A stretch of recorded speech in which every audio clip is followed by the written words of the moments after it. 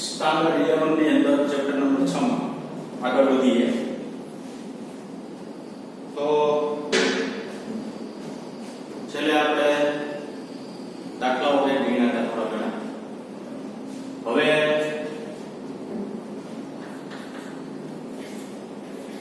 ઉર્જાના જુદા જુદા સ્વરૂપો અને ઉર્જા સંરક્ષણનો નિયમ.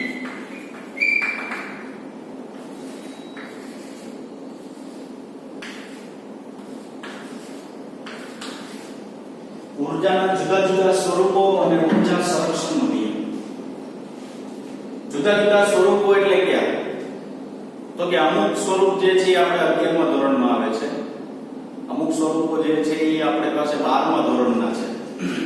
યાદ રાખજો ખાસ, કારણ કે જો અત્યારે જોઈએ તો ઉષ્મા ઉર્જા છે એ 11મા ધોરણમાં આવશે.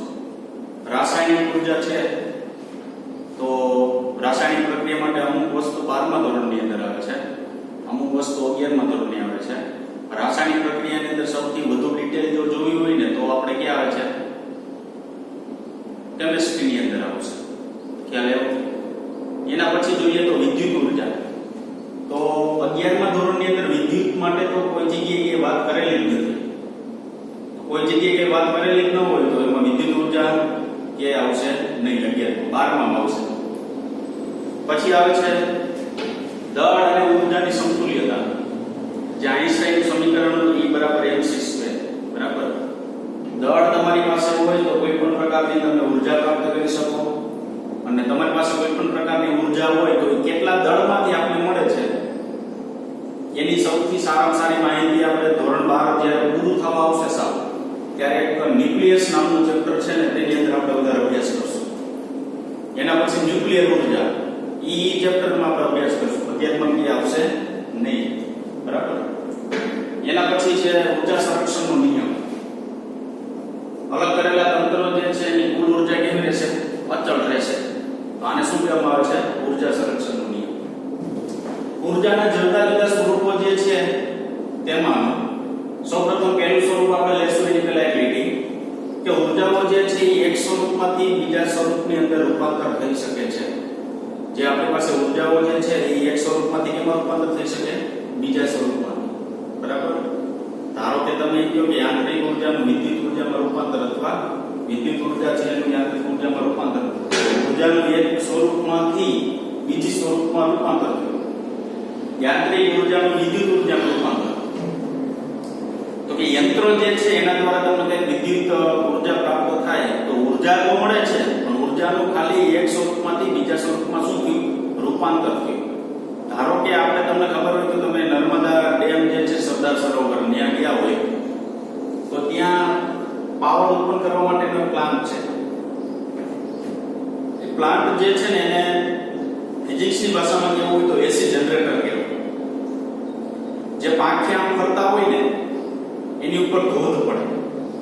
ધોધ પડે આ પાંખિયું જે છે આના પર ધોધ પડે એટલે પાંખિયું નીચે જાય, બીજું પાંખિયું એના ઉપર ધોધ પડે એટલે વચ્ચેનું પાંખિયું સતત ફરશે. બરાબર? એ સતત ફરશે. જો વચ્ચેનું પાંખિયું જે છે સતત શું થશે? ફરશે. ફરશે એટલે ડાયનેમો પડે. ડાયનેમો પડે એટલે વિદ્યુત ઉર્જા જે છે એમાં શું થશે? રૂપાંતર થશે. તો યંત્રમાંથી તમે વિદ્યુત મેળવો છો એટલે એને એવું કહેવામાં આવે કે યાંત્રિક ઉર્જાનું વિદ્યુત ઉર્જામાં શું થયું છે? રૂપાંતર થયું છે. તો સૌપ્રથમ પહેલું છે આપણી પાસે ઉષ્મા ઉર્જા.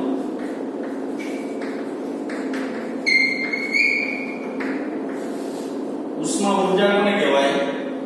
તો કે પદાર્થના અણુઓને અસ્તવ્યસ્ત ગતિ સાથે સંકળાયેલ પદાર્થના અણુઓની અસ્તવ્યસ્ત ગતિ સાથે સંકળાયેલ ઉર્જાને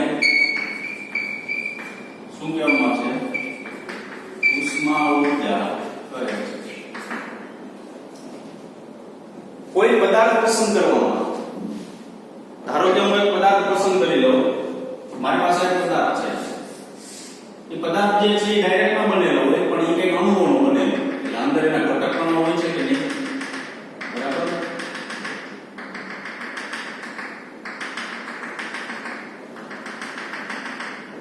અસ્તવ્યસ્ત ગતિના કારણે ઉષ્મા ઊર્જા ઉત્પન્ન થાય. શું કામ? તો એકબીજા ભટકાય અંદરના વિસ્તારમાં.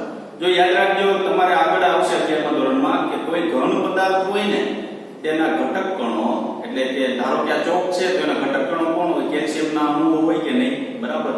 એ પોતાના મધ્યમ સ્થાનની આસપાસ દોલન કરતા હોય છે. તમે જોઈ શકતા નથી, નરી આંખે જોઈ શકતા નથી. આ દોલનો જે છે એ અતિ સૂક્ષ્મ દોલનો હોય છે. કેવા? અતિ સૂક્ષ્મ.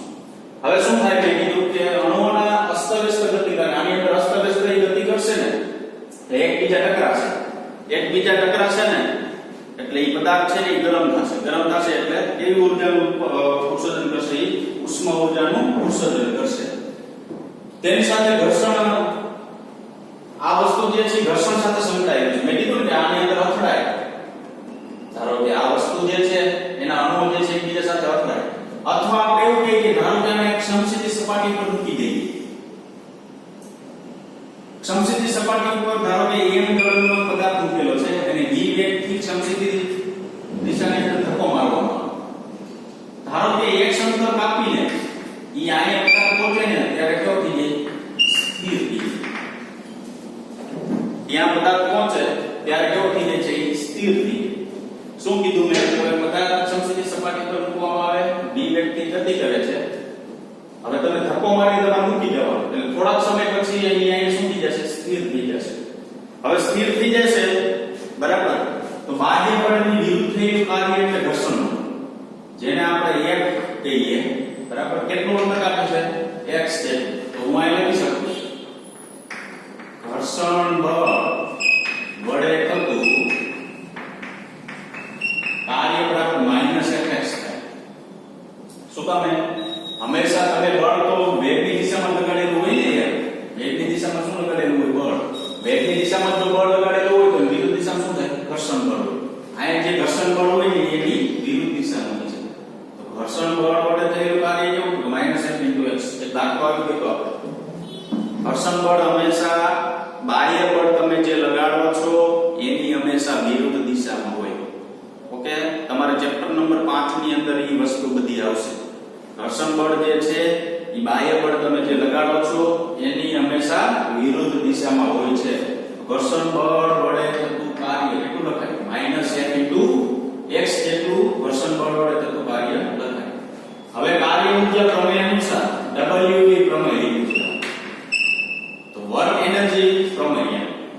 WE પ્રમેય એટલે શું? વર્ક એનર્જી પ્રમેય. વર્ક એટલે કાર્ય, એનર્જી એટલે ઊર્જા. કાર્ય ઊર્જા પ્રમેય અનુસાર 1/2 mv² = fx. ગતિ ઊર્જામાં થતો ફેરફાર. પ્રારંભમાં તો એ બ્લોક સ્થિર હોય છે. તો પ્રારંભમાં જો એ બ્લોક સ્થિર હોય તો વેગ 0. વેગ એનો જો 0 હોય તો પ્રારંભિક ગતિ ઊર્જા 0. ગતિ કરશે તે દરમિયાન અંતિમ વેગ અહીંયા પહોંચે તે દરમિયાન 1/2 કેટલો રહેશે? mv² જેટલો રહેશે. f * શું થશે? x. ઓકે, તો આ માઈનસ પર દર્શાવેલું અત્યારે ડાયરેક્ટ ખાલી આપણે લીધું ઘર્ષણ બળ વડે થતું કાર્ય fx જેટલું છે. તો 1/2 શું થયું? mv² = f × x. આપણે એવું કહીએ કે ઘર્ષણના કારણે એ છે ધીમે ધીમે ઊભો રહી જાય છે બ્લોક. આપણે આમ આ જે સપાટી છે આમાં બ્લોક આવ્યો જતો હોય, આપણે એવું કહીએ કે ઘર્ષણના કારણે ધીમે ધીમે એ શું થઈ જાય છે? ઊભો રહી જાય. એ બરાબર છે, પણ ઘર્ષણના કારણે પ્રક્રિયા શું થાય? જો સૂક્ષ્મ રીતે એની સપાટી તપાસવામાં આવે, સૂક્ષ્મ રીતે એની સપાટી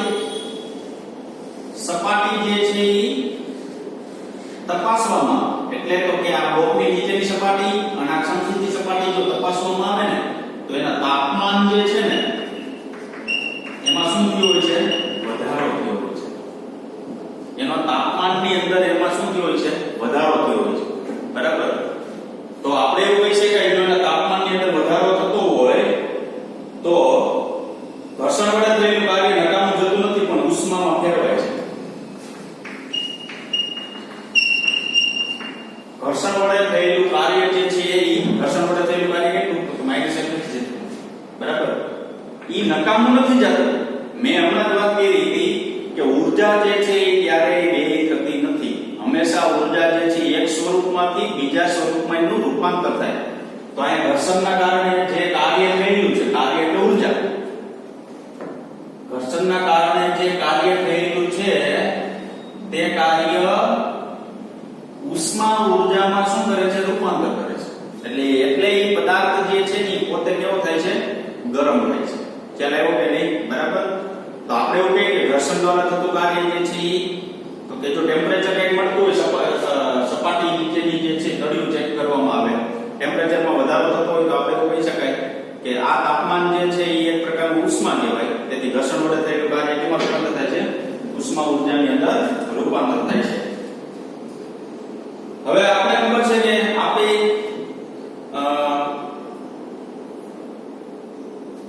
શિયાળાની અંદર આપણે હાથ જે છે એ બે ઘસીએ, ખબર બરાબર. જ્યારે બે હાથ ઘસીએ ને ત્યારે હાથ ગરમ થઈ ગયો. આપણે આમ હાથ ઘસીએ ત્યારે હાથ શું થાય? ગરમ થાય. તો ગરમ થવાનું કારણ શું? તો કે તમે જે કાર્ય કરો છો ને, એટલે ઘર્ષણ કરો છો કે નહીં, તો ઘર્ષણ બળ દ્વારા થયેલું કાર્ય ઉષ્મા ઉર્જામાં શું થાય? રૂપાંતર થાય. આ એક સિમ્પલ ઉદાહરણ છે. એટલે આપણે લીખાની અંદર આપેલું છે કે જો આપણે હાથ ઘસવામાં આવે શિયાળાની અંદર તો હાથ છે ને આપણે ગરમ થાય. ગરમ થાય તો એ કાર્ય ઉષ્મા ઉર્જા સ્વરૂપે શું થાય? સંગ્રહ ઉત્પન્ન થાય છે. બરાબર. હવે આવે છે આંતરિક ઉર્જા.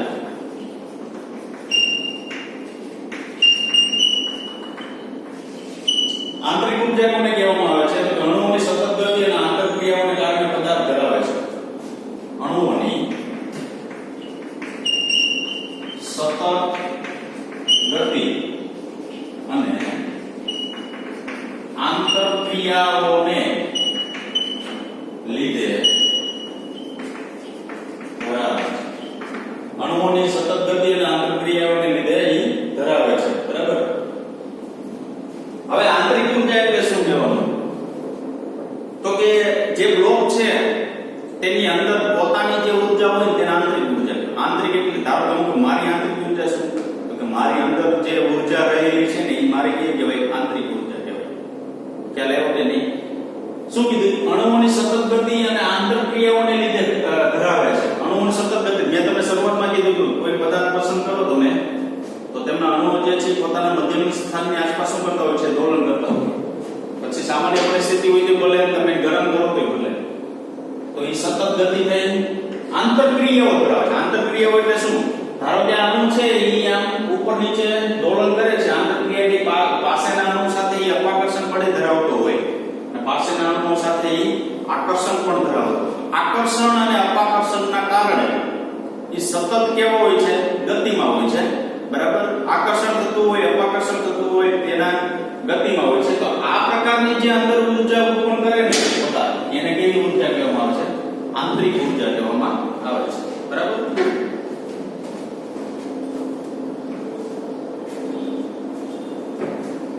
ઓકે. પદાર્થની અંદર સતત ગતિના કારણે જે ઉર્જા ઉત્પન્ન થાય એને શું કહેવામાં આવે?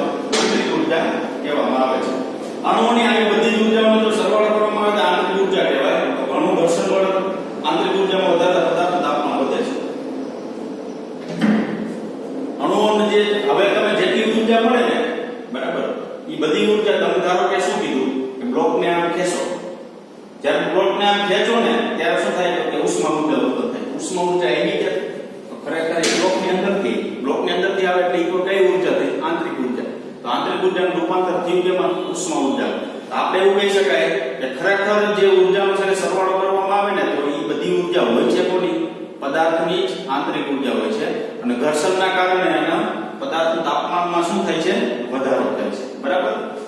તો આ સિમ્પલ પ્રશ્ન થયો પેલો. 2 માર્ક્સમાં પૂછાઈ શકે ઉષ્મા ઉર્જા વિશે ટૂંક નોંધ લખો તો લખી નાખો. બીજું છે રાસાયણિક ઉર્જા.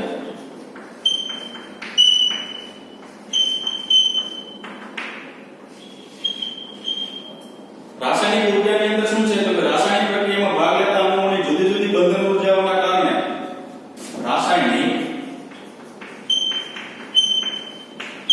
ઉર્જાની અંદર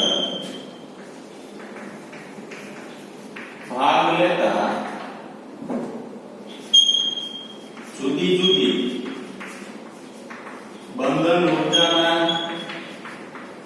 કારણે પદાર્થ રાસાયણિક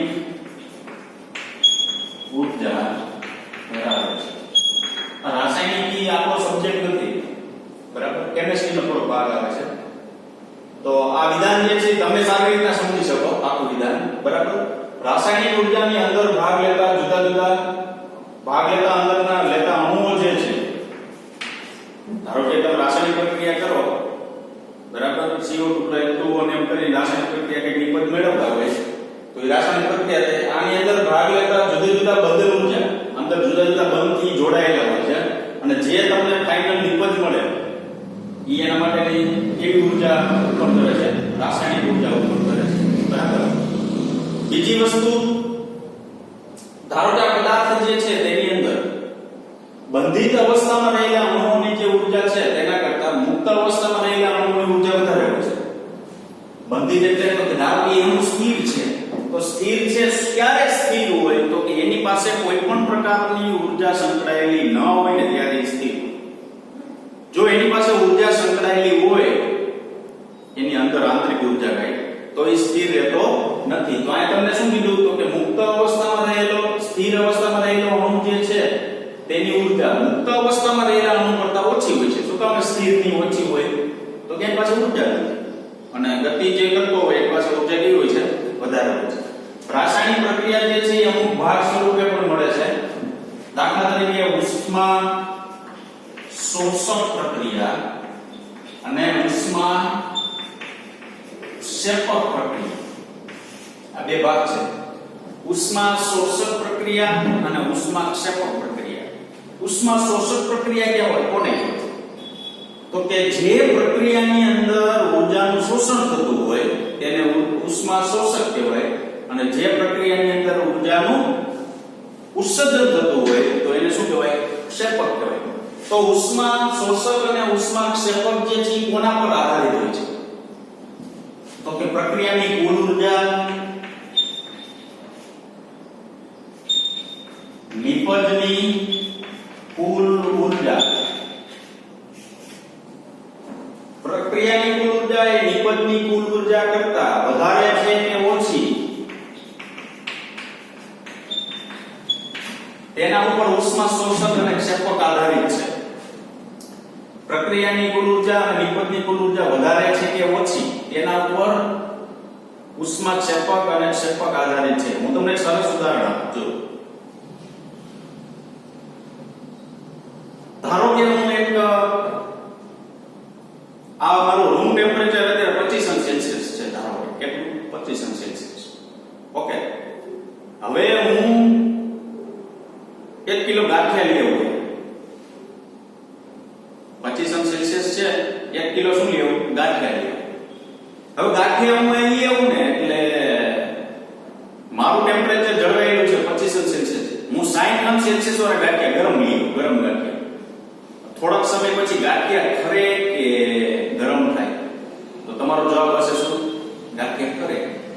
તો એનો મતલબ એવો થયો કે એનું કઈક અંદર કુલ ઊર્જા, કઈક કુલ નિપજ અને કઈક રાસાયણિક પ્રક્રિયા દ્વારા એમાં શું થતું હશે? ઉષ્મા ક્ષેપક થતું હશે. જો કે અંદર જે ઊર્જા છે ને એ ઊર્જા બધી વ્યય કરી નાખે અને એક સમય એવો આવે કે તમારા રૂમ ટેમ્પરેચર જેટલા ગાંઠિયાનું ટેમ્પરેચર થઈ જાય.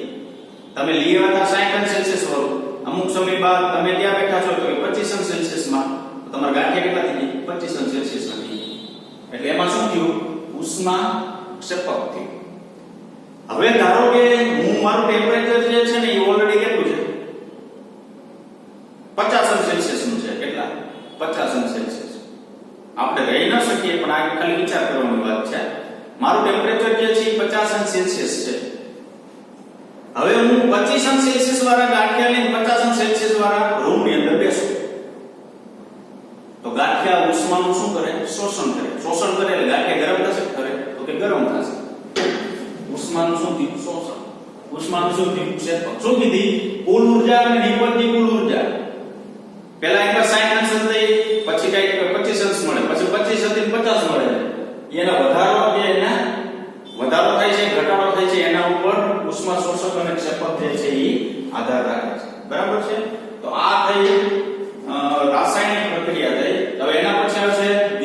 ઉર્જા આવે છે. વિદ્યુત ભાર અને વિદ્યુત પ્રવાહના આકર્ષણ અપાકર્ષણ સાથે સંકળાયેલી ઉર્જા વિદ્યુત ઉર્જા કહેવાય.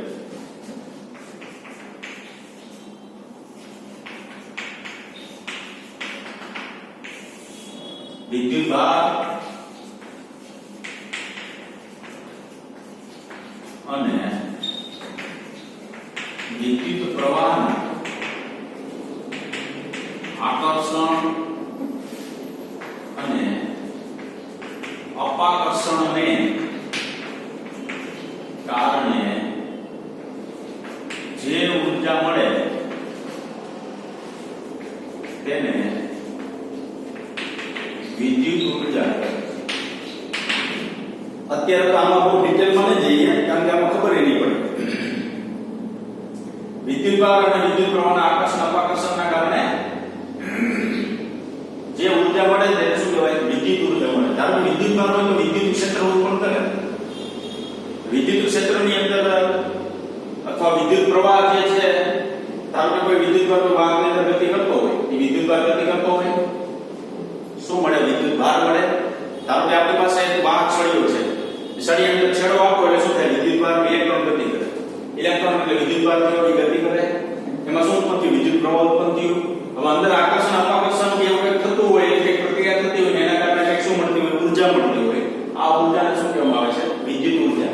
વિદ્યુત ઉર્જા દ્વારા તમે બલ્બ જે છે એ ચલાવી શકો, ઘંટડી વગાડી શકો, પંખો ચલાવી શકો, ટ્યુબલાઇટ ચલાવી શકો, અન્ય ઘણી બધી વસ્તુઓ જે છે એ વિદ્યુત ઉર્જા દ્વારા તમે ચલાવી શકો. બરાબર? એટલે તેની અંદર શું છે? વિદ્યુત પ્રવાહના વહનથી બલ્બ પ્રકાશ આપે છે, પંખો ફરે છે, ઘંટડી રણકે છે. વિદ્યુત પ્રવાહના કેટલાક પ્રકારના યાંત્રિક કાર્યો તથા બીજા પ્રકારની ઉર્જા પણ મેળવી શકે છે. બરાબર? વિદ્યુત દ્વારા ઘણા બધા પ્રકારની ઉર્જા જે છે તમે પ્રાપ્ત કરી શકો. હવે એના પછીનું છે દળ અને ઉર્જાની સમતુલ્યતા.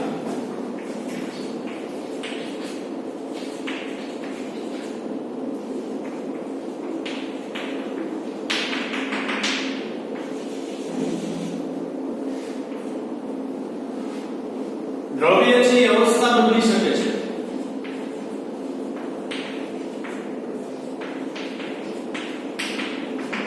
કોઈ પણ દ્રવ્ય છે એ અવસ્થા બદલી શકે છે, પણ દ્રવ્યનું સર્જન કે નાશ કરી શકાતો નથી. દ્રવ્ય જે છે એ અવસ્થા બદલી શકે છે, પણ દ્રવ્યનું સર્જન કે નાશ કરી શકાતો નથી. દળ અને ઉર્જાની સમતુલ્યતાની અંદર દ્રવ્ય જે છે શું બદલી શકે? તો કે હિમશિલા છે, હિમાલય. આ જે હિમાલય જે છે એનો બરફ જે છે એ પીગળીને પાણી બને. તો દ્રવ્ય બની ગયું, જુઓ તે અવસ્થા બદલી ગઈ. પાણીમાંથી બરફમાંથી પાણી બની ગયું. બરાબર? પણ જે દ્રવ્ય છે એનું નાશ કે વિનાશ નો વસ્તુ એટલી જ મળી. જે બરફ હતો ને એમાં ખાલી શું મળ્યું? આપણે પાણી મળ્યું. બરાબર? તો આલ્બર્ટ આઈન્સ્ટાઈને શું કીધું? તો કે ઊર્જાને સમતુલ્ય, દળને સમતુલ્ય ઊર્જાનું સૂત્ર આવું છે: E = mc². આમાં c = 3 × 10⁸ મીટર પ્રતિ શું છે? સાપેક્ષવાદ અનુસાર આઈન્સ્ટાઈને એવું કીધું કે દળને સમતુલ્ય ઊર્જા કેટલી છે? તો કે E = mc². સૌથી અગત્યનું, ખૂબ જ સૂક્ષ્મ દળમાંથી વિશાળ ઊર્જા પ્રાપ્ત કરી શકાય. આ સૂત્ર તમે અત્યાર સુધી ભણતા રહેવા. E = mc². આઈન્સ્ટાઈન સૂત્ર કેવું હતું? E = mc². ભાઈ E = mc² છે શું? એ તો ખબર હોવી જોઈએ ને. તો હવે બરાબર સમજો E = mc² છે શું? આ હું તમને થોડીક જ માહિતી આપું છું. વધુ તો 12મા ધોરણની અંદર બહુ ડિટેલ આવશે બધા. E = mc². જો તમારી પાસે દળ હોય, તમારી પાસે શું હોય? દળ, સ્મોલ m. ધારો કે મારી પાસે આ ચોક છે, તો ચોકનું એક દળ હોય. આ ચોકમાંથી કેટલી ઊર્જા ઉત્પન્ન થાય ને ઈ મને મળે. શું કામ? તો કે મારે ખાલી ચોકનું એ દળ જ મૂકવાનું. તો હું કહું કે કોઈ પદાર્થનો એ દળ મૂકો તો એટલા પદાર્થમાંથી કેટલી ઊર્જા ઉત્પન્ન થાય? તો કે ઈ જેટલી મળે. ધારો કે મને એટલી ખબર છે કે કોઈ પદાર્થમાંથી કંઈક ઊર્જા મળે છે. કોઈ પદાર્થમાંથી મને શું મળે છે? ઊર્જા. ધારો કે ચોકમાંથી કંઈક શું મળે છે? ઊર્જા. ઈ ઊર્જા હું અહીંયા મૂકું ને તો ચોકનું દળ કેટલું છે ને એ મળી ખ્યાલ આવ્યો કે નહીં? તમારી પાસે કોઈ દળ હોય તો તેમાંથી કેટલી ઊર્જા ઉત્સર્જન થાય ને એ તમે મેળવી શકો, અથવા તમારી પાસે કઈ ઊર્જા છે તો એ ઊર્જા છે એ કેટલા દળમાંથી આપણે પ્રાપ્ત થાય છે એ તમે મેળવી શકો. જો તમારી પાસે દળ હોય તો ઊર્જા મળે, અને ઊર્જા હોય તો શું મળે? દળ. અહીંયા વિધાન લઈ ખૂબ જ અગત્યનું છે. ખૂબ જ સૂક્ષ્મ દળમાંથી વિશાળ ઊર્જા પ્રાપ્ત કરી શકાય. આ શબ્દ કેવો વાપરેલો છે? પુષ્કળ ઊર્જા. પુષ્કળ એટલે ખૂબ જ વધુ પ્રમાણમાં ઊર્જા પ્રાપ્ત કરી શકાય. ધારો કે હું શું લઉં, એક ઉદાહરણ લઉં, m બરાબર 1 કિલોગ્રામ, કે મારી પાસે એક પદાર્થ એવો છે કે એનું દળ 1 કિલોગ્રામ છે, તો 1 કિલોગ્રામ દળ ધરાવતા પદાર્થમાંથી મને ઊર્જા કેટલી પ્રાપ્ત થાય? તો મારે શું કરવાનું? m બરાબર આ કેટલું દેવાનું? 1 કિલોગ્રામ. e બરાબર આ મૂકવાનું 1, c બરાબર તો છે 3 × 10 શું 8, એનો શું લખાય? સ્ક્વેર. 3 નો સ્ક્વેર 9 ગુણ્યા 10, 8 નો એટલે ઘાત ગુણાકાર 8 ની 16 ઘાત બાજુ જો 9 × 10⁻16 જૂલ જેટલી ઊર્જા પ્રાપ્ત થાય. શું કીધું? ખૂબ જ સૂક્ષ્મ દળમાંથી. તો આપણે ખૂબ જ સૂક્ષ્મ દળ 1 કિલોગ્રામ લીધું. 1 કિલોગ્રામ દળમાંથી પુષ્કળ ઊર્જા પ્રાપ્ત થાય. તો આ પુષ્કળ ઊર્જા છે. જો 9 પછી 10 ની 16 ઘાત છે, 9 પછી 16 બીજા એટલા જૂલ જેટલી ઊર્જા આપણે શું થઈ? પ્રાપ્ત થઈ. ખ્યાલ આવ્યો? બરાબર. તો દળ અને ઊર્જાની શું કીધી? સમતુલ્ય. હવે ધારો કે તમને એમ કહે કે તમારી પાસે કુલ ઊર્જા 9 × 10⁻6 છે, મારી પાસે ઊર્જા છે 9 × 10⁻6 જૂલ છે, બરાબર. તો હવે એ કેટલા દળમાંથી મળતી હશે? તો હું અહીં મૂકી દઉં 9 × 10⁻60. આ c ની કિંમત મૂકો તો આ છેદમાં લઈ આવે તો અહીં મને પાછું કેટલું મળી જાય? 1 કિલોગ્રામ મળી. ખ્યાલ આવે કે નહીં? બરાબર. તો ખૂબ જ સૂક્ષ્મ દળમાંથી બિલકુલ પ્રમાણની અંદર ઊર્જા જે છે તમે શું કરી શકો? પ્રાપ્ત કરી શકો. ઓકે, બરાબર. ચાલો હવે આગળ વધીએ.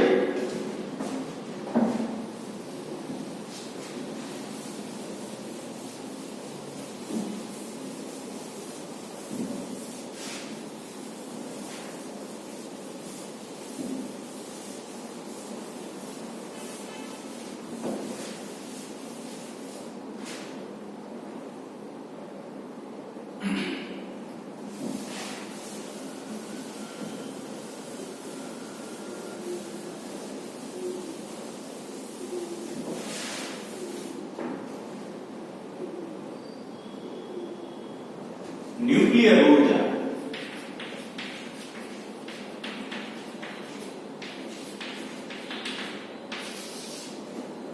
તો ન્યુક્લિયર ઊર્જા છે તો આપણે તમને ન્યુક્લિયર ઊર્જા એટલે ન્યુક્લિયસ ની ઊર્જા. હવે કોઈ ન્યુક્લિયસ છે ને, ન્યુક્લિયસ કોને કહેવાય? પેલા તો ઉપર ચલો બધું કહું છું. ન્યુક્લિયસ કોને કહેવાય? તો કે આપણી પાસે કોઈ પરમાણુ છે. જો પેલા સૌપ્રથમ પદાર્થના અણુઓ, અણુ કરતા નાનું પરમાણુ, પરમાણુ કરતા નાનું, પરમાણુનું કેન્દ્ર જે છે ને ન્યુક્લિયસ કહેવાય, બરાબર. તો ન્યુક્લિયસ જે છે ખરેખર બનેલું કોનું? તો કે ધારો કે મારી પાસે આ ન્યુક્લિયસ છે, એ ન્યુટ્રોન પ્રોટોનનું બનેલું. અસંખ્ય ન્યુટ્રોન અને અસંખ્ય શું હોય છે? પ્રોટોન. કોનું બનેલું હોય છે? ન્યુટ્રોન અને પ્રોટોનનું બનેલું હોય છે, બરાબર. હવે અહીં સૌથી અગત્યની વસ્તુ શું? તો કે કોઈ પણ ન્યુક્લિયસ જે છે તેની અંદર રહેલા ન્યુટ્રોન પ્રોટોન, બરાબર. હવે સામાન્ય પરિસ્થિતિની અંદર મેં કેટલા ન્યુટ્રોન લીધા? તો 1 2 3 4 5 5 ન્યુટ્રોન છે. 1 2 3 4 5 6 શું છે? પ્રોટોન છે. આ 5 ન્યુટ્રોન 6 પ્રોટોનનું દળ જે છે એના કરતા આ જે છે મુક્ત અવસ્થામાં કુલ દળ છે, બરાબર. મુક્ત અવસ્થામાં એટલે તો કે હજી ન્યુટ્રોન પ્રોટોનનું ન્યુક્લિયસ બન્યું ન હોય ત્યાં, તો ન્યુક્લિયર પ્રોટોન ન્યુક્લિયસ ન બન્યું હોય તો અલગ અલગ 5 ન્યુટ્રોન છે, અલગ અલગ 6 શું છે? પ્રોટોન છે. 5 ન્યુટ્રોન અને 6 પ્રોટોન મુક્ત અવસ્થામાં હોય ને ત્યારનું દળ અને ન્યુક્લિયસ નું દળ, બરાબર. આ છે ને એ ઓછું હોય, આ છે ને વધુ. એ શું કામ વધુ શું કામ ઓછું ને એ આપણે ન્યુક્લિયસ ની અંદર કહેશું. હવે સિમ્પલ વસ્તુ છે, હું તમને એક વસ્તુ કહી દઉં. તમારી પાસે પાર્લે બિસ્કિટના 5 પેકેટ છે, એટલે પ્રોટોન ન્યુટ્રોન બે ભેગા થઈને કેટલા છે? 5. તમે સાઈડમાં રાખ્યા ત્યારે એનું દળ માપવાનું. પછી એને તમે છે ને એક બોક્સની અંદર નાખો છો ત્યારે તમારે એનું શું માપવાનું? દળ. બહાર જ્યારે તમે 5 પેકેટ રાખેલા હોય ને ત્યારે દળ વધુ મળે છે, ન્યુક્લિયસની અંદર નાખો ને ત્યારે દળ કેવું મળે છે? ઓછું મળે છે. તો દળમાં કઈ તફાવત આવ્યો? તો તફાવત ધારો કે દળમાં કેટલો આવ્યો છે? ડેલ્ટા એમ જેટલો આવ્યો, જેને નામ આપવામાં આવે છે દળ શક્તિ કહેવામાં આવે છે. શું કહેવામાં આવે? દળ શક્તિ. આ વધુ દળ થાય મુક્ત અવસ્થામાં, ન્યુક્લિયસની અંદર એનું દળ પ્રોટોન ન્યુટ્રોન કેવું થાય? ઓછું થાય. તો દળમાં કઈ ફેરફાર થયો, વધુમાં ઓછું વાત કર્યો એટલે કઈ ફેરફાર આવ્યો, એને શું કહેવાય? દળ શક્તિ. દળ શક્તિને અનુરૂપ ઊર્જા કેટલી? તો કે દળ શક્તિ એ નહીં, ડેલ્ટા એમ સી સ્ક્વેર. યાદ રાખવાનું, દળ જે શક્તિ આવે એને અનુરૂપ ઊર્જા તમારે લેવી હોય ને તો દળના ફેરફાર સાથે સી સ્ક્વેર ગુણી નાખવાનું. દળ તો છે જ, દળ શક્તિ એટલે તો કે કઈક દળમાં ફેરફાર કર્યો એની સાથે શું ગુણી દો? C square. એટલે આ શું મળે આપણે? ઈ મળે. બરાબર? ઈ બરાબર દળ શક્તિને અનુરૂપ ઊર્જા બરાબર ડેલ્ટા એમ સી સ્ક્વેર. આ ન સમજાય બહુ માથાકૂટ કરતા નહીં, કારણ કે હું હજી ઉપર ચલો બધું કહું છું. બરાબર? ન્યુક્લિયસની અંદર આપણે બધું આવશે. હવે આગળ જતા ન્યુક્લિયર ઊર્જા એ ન્યુક્લિયર, હવે જો આ ઊર્જા તમને મળી કે ઈ બે પ્રકારની હોય છે, ન્યુક્લિયર સંલયન અને ન્યુક્લિયર વિખંડન. સંલયન એટલે ભેગું થવું, વિખંડન એટલે છૂટું પડવું. બરાબર? સંલયન પ્રક્રિયા જે છે કુદરતી પ્રક્રિયા છે. સૂર્યમાંથી મળતો હાઇડ્રોજન, 4 હાઇડ્રોજન લેવામાં આવે. કેટલા? 1H1 કેટલા લેવામાં આવે? 4. એમાંથી તમને છેલ્લે શું મળે? હિલિયમ ન્યુક્લિયસ મળે.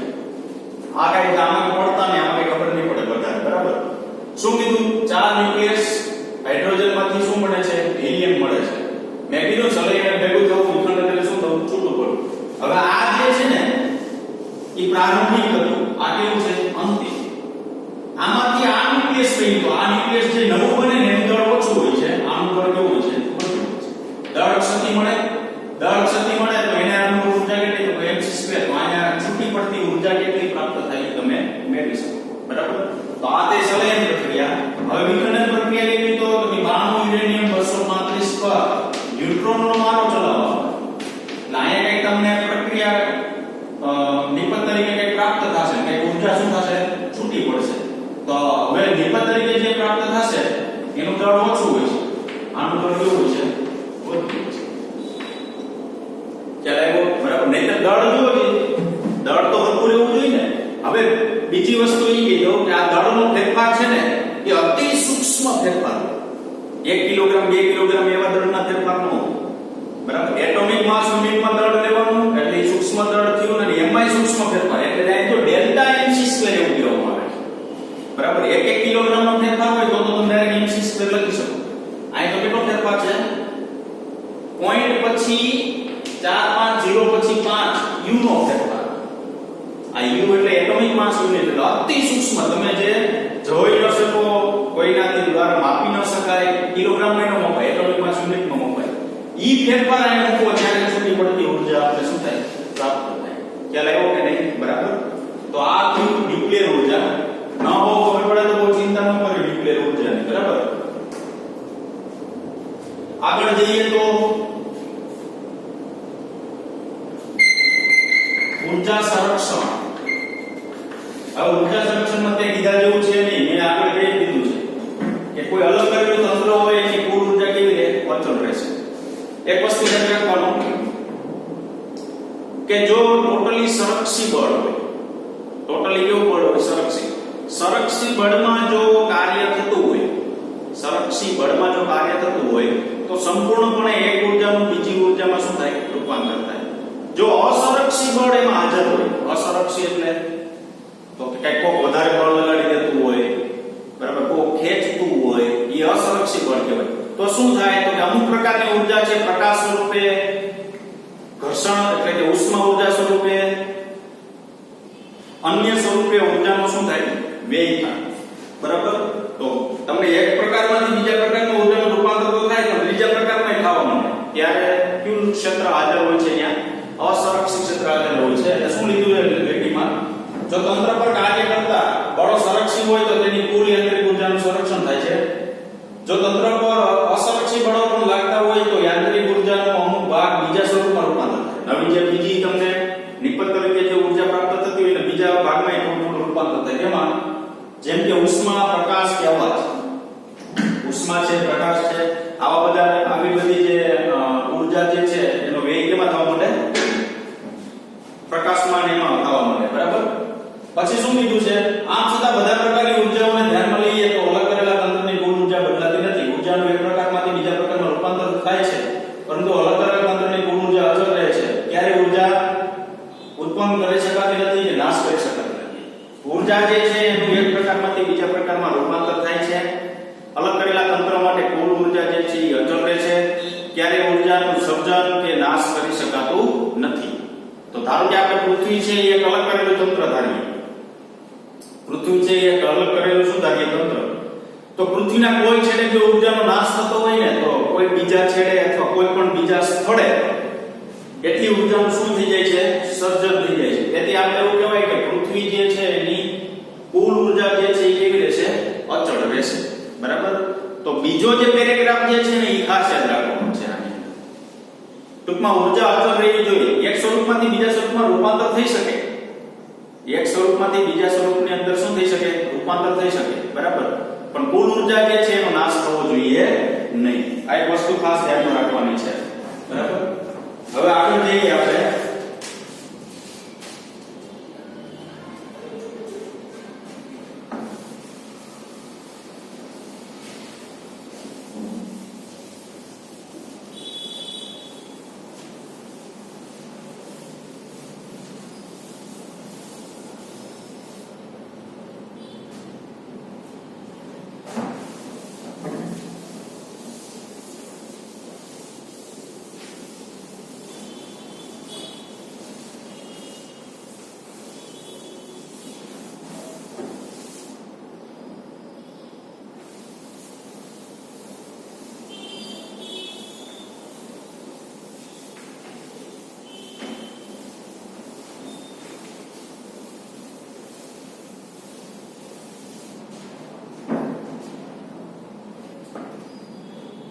પછીનો ટોપિક છે પાવર.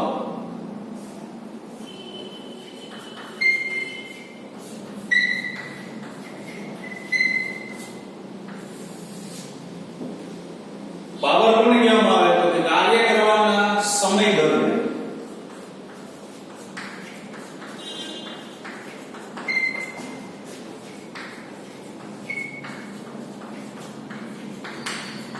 પાવર કહે છે. અથવા એકમ સમયમાં થતા કાર્યને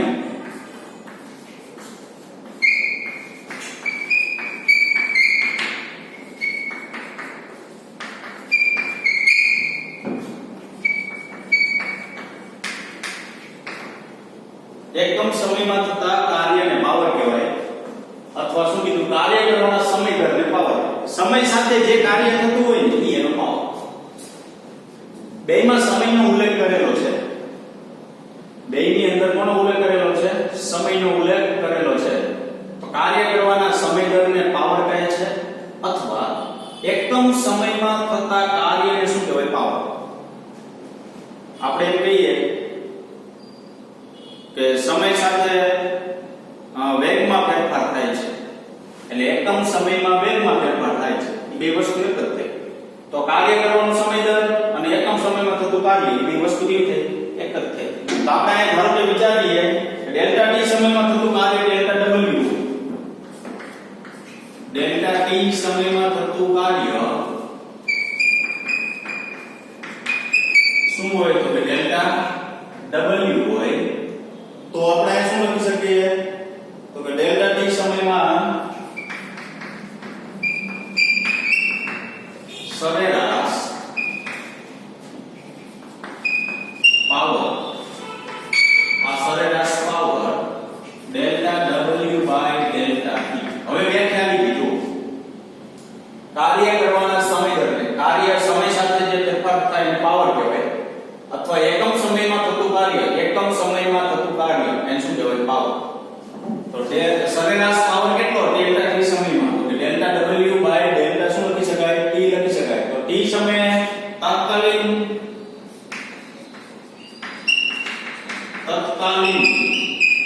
પાવર. તો T સમયે તત્કાલીન પાવર કેટલો? તો P બરાબર limit delta T tends to 0 delta W by શું લખાય? Delta T.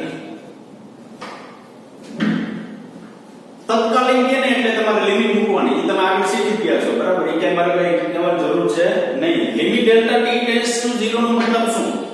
તો કે limit delta T tends to 0 નો મતલબ એવો થાય કે સમય તો અહીં તમારે પસંદ કરવાનો, સૂક્ષ્મ કરવાનો, પણ કેવો? શૂન્ય નહીં. ઓકે, બરાબર? તો P limit delta T tends to 0 delta dw by dt. Limit મૂકો ને આ dt થઈ જાય. તો dw બાય શું લખાય? dt. હવે ઓકે, dw બાય dt. તો dt f vector dot r vector આવું લખી શકાય. w બરાબર બળ ગુણ્યા સ્થાનાંતર. તો f ઇન્ટુ શું લખી શકાય? r. તો p બરાબર f vector dot dr vector by શું લખાય? dt. તો f vector dot v vector.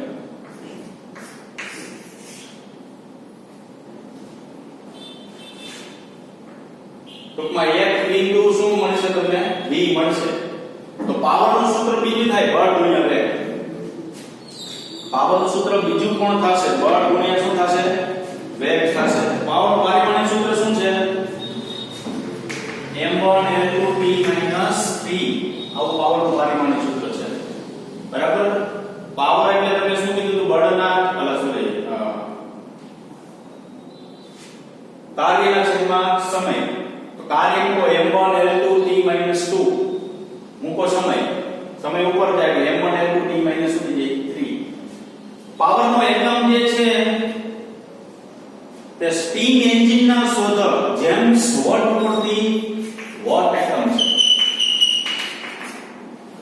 Steam એન્જિનનું જે શોધ કરી જેમ્સ વોટે, બરાબર, એના ઉપરથી એન્જિન ઇલેક્ટ્રોનનો પાવર ઉત્પન્ન કરે છે.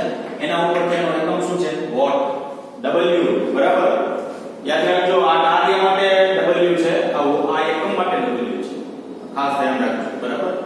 આ પાવર જે છે એ શું કહેવાય? એકમ સમયમાં જે કાર્ય થાય એ શું કહેવામાં આવે છે? પાવર કહેવામાં આવે છે. એનો એકમ જે છે એ જૂલ પર સેકન્ડ ની લખાય. બે એકમ આપણે લખી શકીએ, વોટ અથવા જૂલ પર સેકન્ડ. હવે એક હોર્સ પાવર છે. હવે નવા એકમો છે. આ પાવરનો ખરેખર ટોપિક પૂરો થઈ જાય. T બરાબર 1. હવે પાવરના નવા ટોપિક શું છે? તો કે 1 હોર્સ પાવર એટલે કહેવાય HP 746 વોટ. જો આ બધા એકમ યાદ રાખજો.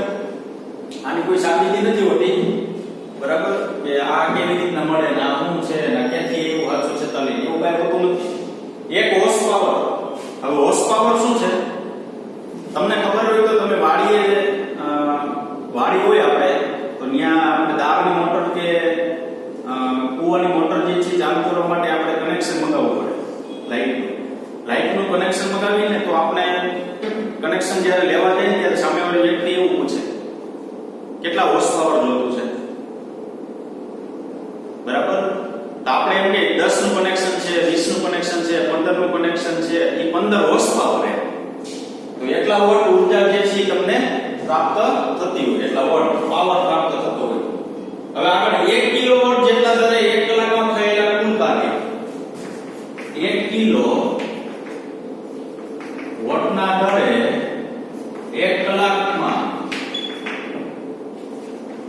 થયેલું કુલ કાર્યને 1 કિલોવોટ અવર કહે. 1 કિલોવોટ અવર ની વ્યાખ્યા છે, બરાબર? 1 કિલોવોટ જેટલા દરે 1 કલાકમાં થયેલા કાર્યને શું કહેવાય? 1 કિલોવોટ અવર કહેવામાં આવે છે. આપણા ઘરમાં વપરાતા વિદ્યુત ઉર્જાને કિલોવોટ અવરમાં મુકાય છે, જેને યુનિટ કહેવાય. 1 કિલોવોટ અવરને છે ને યુનિટ કહેવામાં આવે છે. આપણી ઘરે જોજો, હવે તો ડિજિટલ બધાની ઘરે ડિજિટલ વાળા આવી ગયા મીટર. આજે ડિજિટલ મીટર જે આપણી ઘરે બધાની ઘરે છે, એ ડિજિટલ મીટરની અંદર તમે જ્યારે જોશો ને ત્યારે શું થશે, તો કે થોડીક વારે આંકડો છે ફેરા લાગશે, કે કંઈક બીજો આંકડો આવે, પાછો ફરી જાય, પાછો અમુક સેકન્ડ રહી પાછો ફરી જાય, પાછો ફરી જાય. પણ જે આપણી ઘરે બિલ ફાળવવાનો વ્યક્તિ જે આવે ને, ઈ જે આંકડાની નોંધ કરે ને, એ ક્યાં આંકડાની નોંધ કરે? કે જેની પાછળ કિલો વોટ અવર હોય ને, એ આંકડાની નોંધ કરે. ઈ 1 કિલોવોટ અવર એટલે 1 યુનિટ એવું કહેવામાં આવે છે. ખ્યાલ આવ્યો કે નહીં? 1 કિલોવોટ અવર એટલે શું કહેવામાં આવે છે? 1 યુનિટ કહેવામાં આવે છે. તો 1 યુનિટ બરાબર શું થાય?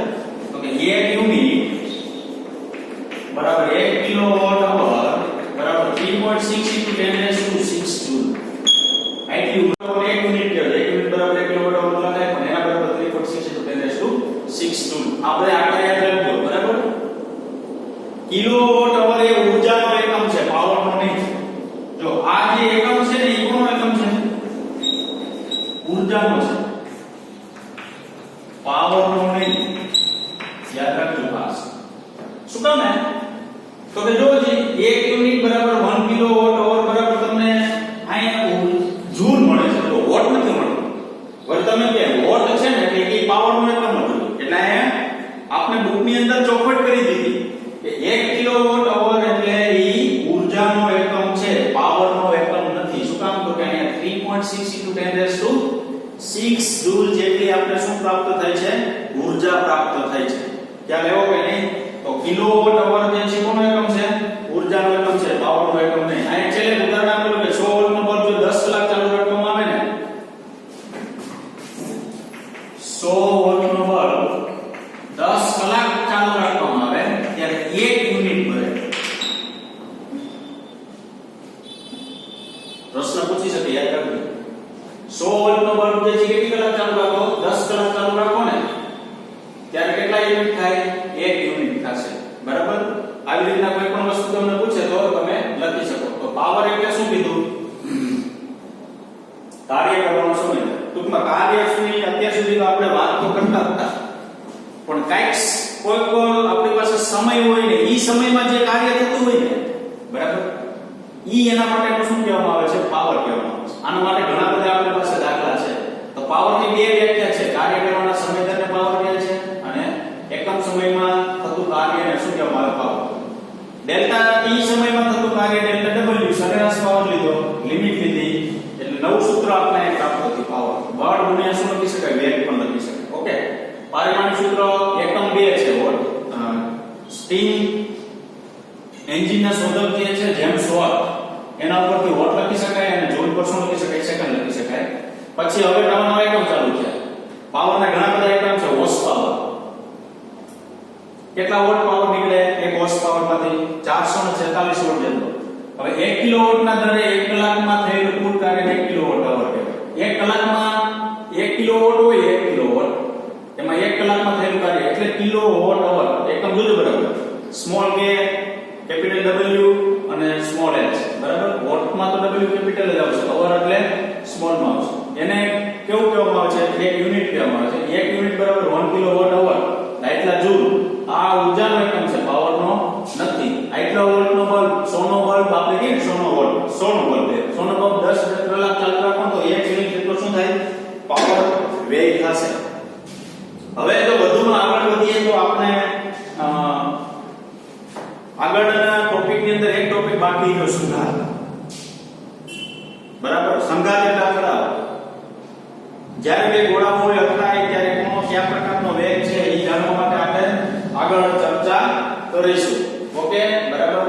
તો આ વસ્તુ જે છે એ આપણે શું ભણ્યા આવીએ તો કે જુદા જુદા પ્રકારની ઊર્જાઓ, એના વિશે ડિટેલ. બધા વિદ્યાર્થી મિત્રો સાથે સાથે તૈયારી કરતા જાજો, બરાબર? આગળ જતા ફાયદો થશે આપને. અમુક વિદ્યાર્થીઓ જે છે એ પૂરો વિડિયો જે છે એ નથી જોતા, બરાબર? આખો વિડિયો જોવાનો, કાપી વિડિયો નહીં જોવાનો, બધી વસ્તુ જે છે બરાબર સમજીને તૈયાર કરવું, એટલે આપને આગળ જતા કોઈ પણ પ્રકારનો પ્રોબ્લેમ આવશે નહીં, બરાબર? અને MCQ જે પાછળના આપેલા છે આપણે, એ MCQ ની તૈયારી જે છે એ ચાલુ કરી દેજો, પછી આપણે ગણાવવામાં કોઈ તકલીફ ન પડે, બરાબર. અને બંનેને ત્યાં સુધી સેલ્ફ રીતે જ કરવી. કોઈ પાસે કોઈ એમ ન કેવું કે મને બતાવતો એમસીક્યુ કેમ થાય, એમ નહીં. આપણે આપણી રીતના જ એમસીક્યુ સોલ્વ કરવા, બરાબર. એ ફાયદો થશે. તો આ સુધી રાખીશું આપણે. Thank you very much.